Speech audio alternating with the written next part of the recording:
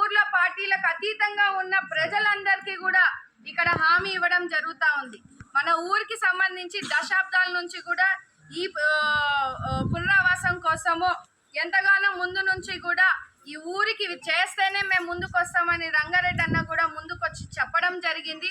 అన్నయ్య కూడా మీ అందరి కోసము రోజు కూడా మా దగ్గరకు వచ్చి మాట్లాడుతూ ఉన్నారు, చెప్తా ఉన్నారు. ఇవన్నిటిని కూడా ఎలా ముందుకు తీసుకెళ్లాలో మేమంతా కూడా కలిసి కట్టుకొని మన ఊరికి న్యాయం జరిగేలాగా కూడా మేము పని చేస్తాను. సరేనా అమ్మా? ఖచ్చితంగా అమ్మా, ఖచ్చితంగా చేస్తాము. ధైర్యంగా ఉండండి.